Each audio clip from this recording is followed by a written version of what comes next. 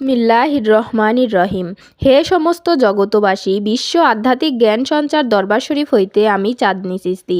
আমার লক্ষ্য আমার মুর্শিদ কেবলা গাউসুল আজম শামীম আলী চিশতির লেখা গ্রন্থটি থেকে আজকে কিছু তত্ত্বকথা আলোচনা করব। গ্রন্থটির নাম শরীয়তের পেট থেকে হাকিকত ও মারিফতকে উদ্ধার। আজকের আলোচনাটি সবাই ধৈর্য ও মনোযোগ সহকারে শুনবেন। রুহু সম্বন্ধে কিছু লেখা আমার পক্ষে সম্ভব না, কিন্তু আমার মুর্শিদ যদি কিছুটা লেখার জ্ঞান দান করেন তবে হয়তো কিছুটা লেখা সম্ভব হইতে পারে। এই রুহু বিষয়টা খুবই কঠিন এবং কঠিন হওয়ার একটাই কারণ, এই রুহুর মধ্যেই আল্লাহু চূড়ান্ত গভীরত্ব লুকাইয়া আছে, যাহা সকলের মাথায় ধরে না। এবং নবীর কাছে বসে যখন সাহাবাগণ বলেছিলেন, হুজুর আরও একটি কথা জানার ছিল। নবীজি বললেন, হ্যাঁ বলুন। সাহাবা বলতে লাগলেন, হুজুর রুহু বিষয়টি কি? আমার রুহু সম্বন্ধে কিছু জানতে চাই। নবীজি বলতে লাগলেন, রুহু আল্লাহর একটি পাওয়ার। রুহু আল্লাহর। নবীজির আরও কিছু বলতে বলতে আল্লাহ জিব্রাইলকে নাজিল করলেন এবং জিব্রাইল ভাবে নবীজিকে জানাইলেন, আল্লাহ আমাকে পাঠাইলেন হুজুর, রুহু সম্বন্ধে আলোচনা করবেন না, অন্য বিষয়ে আলোচনা করুন, কারণ রুহু সম্বন্ধে সকলে বুঝবে না। কি আমি বলবো, তাহলে কি মানুষ রুহু সম্বন্ধে কিছু শিখবে না, বুঝবে না? এই সম্বন্ধে কি বোঝার দরকার নাই? অবশ্যই একদিন মানুষ জানবে। সেই সময়টা কখন জানবে? মানুষ যখন তরিকতের, হাকিকতের ও মারিফতের চূড়ান্ত পর্যায়ে চলে আসবে, তখনই মানুষ শুনতে ও দেখতে পাবে যে রুহু বিষয়টি কি। তবে রুহু সম্বন্ধে কিছুটা ইঙ্গিত দিয়ে যেতে চেষ্টা করতে পারি। হযরত মুসা নবীকে বলা হইয়াছে মুসা কালামুল্লাহ নাকি কালামুল্লাহ। দাউদ নবীকে বলা হয়েছে দাউদ জাবরুল্লাহ নাকি জাবুরাল্লাহ। ঈসা নবীকে বলা হয়েছে ঈসা রুহু আল্লাহ নাকি ঈসা রুহু আল্লাহ।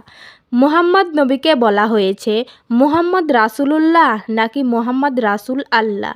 কোরআনে আল্লাহ কি উল্লাহ শব্দটি বলিয়েছেন নাকি আল্লাহু শব্দটি বলেছেন, এই নিয়ে দ্বন্দ্ব চলে ওলামাদের সাথে এবং পীর অলিদের সাথে। যাহারা উল্লাহ বলে তাহারা ওলামাগণ এবং যাহারা আল্লাহ বলে তাহারা অলি, আউলিয়া, কামেল, পীর, ফকির। যদি ঠিক করিয়া পড়া হয় রাসূল উল্লাহ হয় না, রাসূল আল্লাহ হয়। যদি ঠিক করিয়া পড়া হয় রুহু উল্লাহ হয় না, রুহু আল্লাহ হয়। তাহলে আমরা বুঝব কি রুহু আল্লাহ নাকি রুহু উল্লাহ? সাধারণ লোকেরা বলে থাকে আল্লাহু নিরাকার, যে আল্লাহু দেখা যায় না। তাহলে রুহুকে কেউ দেখছে না, দেখে নাই, তাহলে রুহু তো নিরাকার। যদি কেহ বলে না রুহু দেখা যায়, রুহু নিরাকার নয়, তবে আমি বলবো রুহু যদি দেখা যায় তাহলে আল্লাহকেও দেখা যায়। রুহের মধ্যেই আল্লাহর বসত এবং রুহু বাতাসের মধ্যেই বসত এবং বাতাস আরও এক প্রকার বাতাসের মধ্যে বসত। এই রুহু বাতাসের সঙ্গে বসত করিয়া মানব দেহে প্রবেশ করিয়া থাকেন। এই রুহুটাকে দেখলে সাধনার দ্বারা আল্লাহকে দেখা হয়, কারণ রুহের অস্তিত্বের মতোই আল্লাহর অস্তিত্ব, রুহের রূপ সুরুতের মতোই আল্লাহর রূপ সুরুত। রুহু সেই ভাণ্ডের রূপ ধরে, আল্লাহর সেই ভাণ্ডের রূপ ধরে। এখন রুহু কি, আল্লাহ কি এবং বাতাস কি, আপনাদের জ্ঞানেই সাড়া দিবেন। রুহু এবং আল্লাহর অস্তিত্ব ও রূপ সুরত নিয়ে কিছু বিষয় তুলে ধরা হলো। হে সমস্ত জগতবাসী, আজকের আলোচনাটা আপনাদের কাছে কেমন লাগলো? যদি ভালো লেগে থাকে অবশ্যই আমার এই চ্যানেলটি সাবস্ক্রাইব করে পাশে থাকবেন।